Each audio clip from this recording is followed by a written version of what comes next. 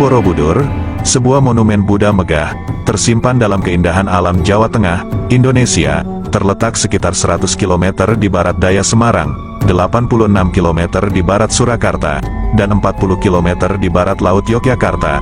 Candi ini bukan hanya tempat bersejarah, tetapi juga sebuah keajaiban dunia.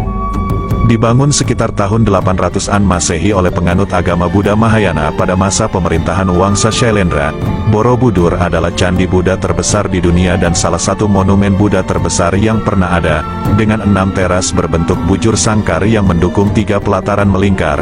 Candi ini menghiasi dindingnya dengan 2.672 panel relief dan 504 arca Buddha asli.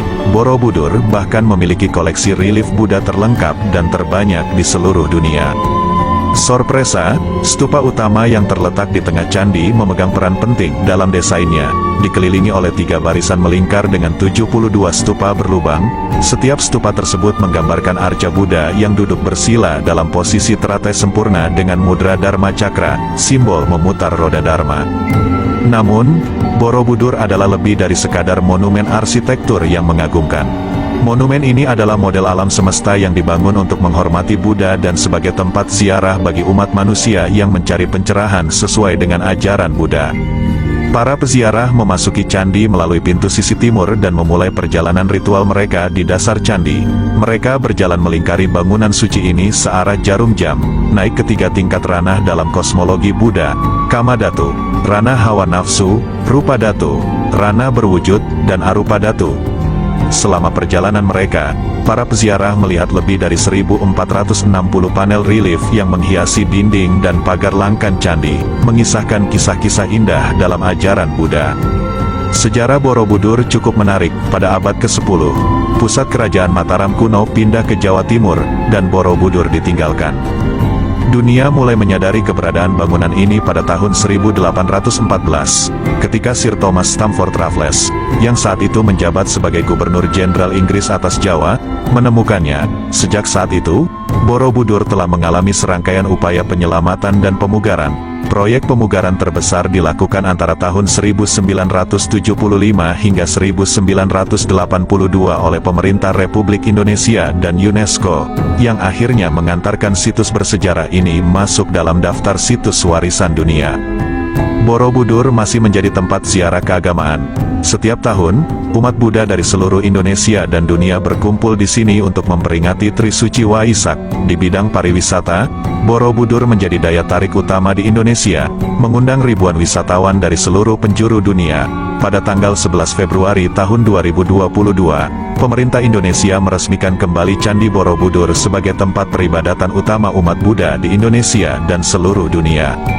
Sejarah nama Borobudur sendiri tidak pernah terlalu jelas. Nama asli banyak candi di Indonesia tidak diketahui, termasuk Borobudur.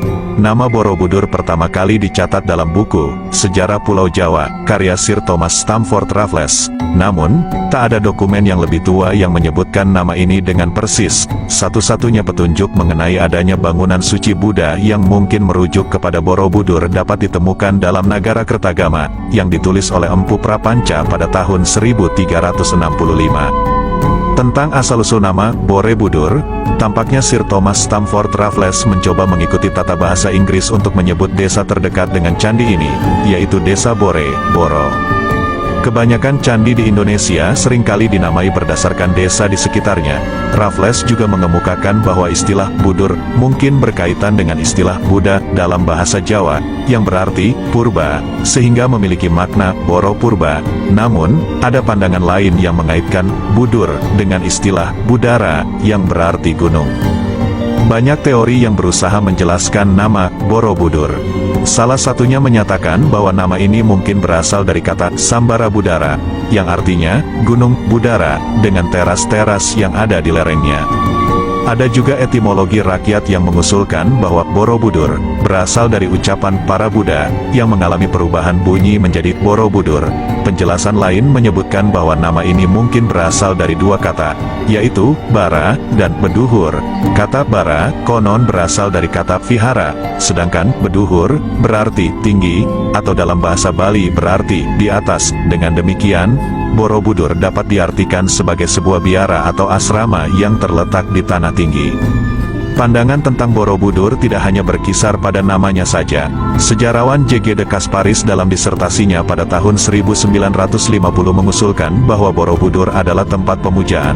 Berdasarkan prasasti Karangtengah dan Tritepusan, Casparis memperkirakan bahwa pembangunan Borobudur dimulai pada tahun 770 oleh Raja Mataram II, Rakai Panangkaran, dan dilanjutkan oleh Wangsa Shailendra di bawah pemerintahan Samaratungga pada tahun 824 Bangunan megah ini diperkirakan memakan waktu setengah abad untuk diselesaikan. Tidak ada bukti tertulis yang mengungkap siapa yang membangunnya dan tujuan sebenarnya dari candi ini. Para ahli sejarah mencoba memecahkan teka-teki ini dengan merunut waktu pembangunannya. Diperkirakan Borobudur dibangun sekitar tahun 800 Masehi, selama masa kejayaan Wangsa Shailendra di Jawa Tengah. Namun, pada saat itu, terdapat perbedaan pandangan agama. Wangsa Shailendra dikenal sebagai penganut agama Buddha aliran Mahayana yang taat, tetapi temuan prasasti Sojomerto mengindikasikan bahwa mereka mungkin awalnya beragama Hindu Siwa. Selama periode ini, di dataran Kedu, berbagai candi Hindu dan Buddha mulai dibangun. Prasasti Canggal mencatat bahwa pada tahun 732 Masehi, seorang raja beragama Siwa bernama Sanjaya memerintahkan pembangunan bangunan suci Siwalingga yang berada hanya 10 km sebelah timur Borobudur. Ironisnya, pembangunan candi Buddha seperti Borobudur pada saat itu dimungkinkan karena izin dari pewaris Sanjaya, Rakai Panangkaran. Ia bahkan memberikan desa Kalasan kepada komunitas Buddha sebagai tanda penghargaan atas pembangunan candi Kalasan yang didedikasikan untuk memuliakan Bodhisatwa Dewi Taraf. Prasasti Kalasan yang berasal dari tahun 778 Masehi mencatat peristiwa ini. Pentingnya dicatat bahwa pada masa tersebut, agama tidak menjadi sumber konflik yang serius. Seorang raja Hindu bisa dengan damai mendukung pembangunan candi Buddha, dan sebaliknya. Namun, kemungkinan ada persaingan antara dua wangsa kerajaan kala itu, Wangsa Shailendra yang menganut Buddha dan Wangsa Sanjaya yang memuja Siwa. Wangsa Sanjaya akhirnya memenangkan pertarungan pada tahun 856 di perbukitan Ratu Boko.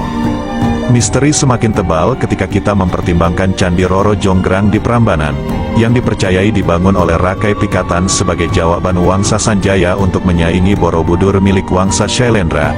Namun, banyak yang percaya bahwa pada saat itu, ada suasana toleransi dan harmoni antara kedua wangsa ini, dengan Wangsa Shailendra bahkan terlibat dalam pembangunan Candi Siwa di Prambanan. Kita tidak tahu dengan pasti kapan Borobudur tidak lagi menjadi pusat ziarah umat Buddha. Sejarawan mencatat bahwa pada tahun 928 dan 1006, Raja Empu Sindok memindahkan ibu kota kerajaan Medang ke Jawa Timur setelah serangkaian letusan gunung berapi. Meskipun belum bisa dipastikan apakah ini yang menyebabkan Borobudur ditinggalkan, beberapa sumber mengindikasikan bahwa ini mungkin menjadi awal dari masa terlantar candi ini. Referensi paling awal tentang Borobudur muncul pada tahun 1365, dalam naskah Nagarakertagama yang ditulis oleh Empu Prapanca. Ia menyebutkan adanya wihara di Budur. Selain itu, ada teori populer yang menyatakan bahwa Borobudur mulai ditinggalkan ketika penduduk sekitarnya beralih ke Islam pada abad ke-15.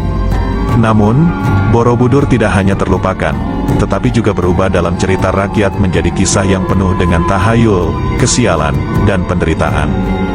Dua babat Jawa yang ditulis pada abad ke-18 mencatat nasib buruk yang terkait dengan monumen ini.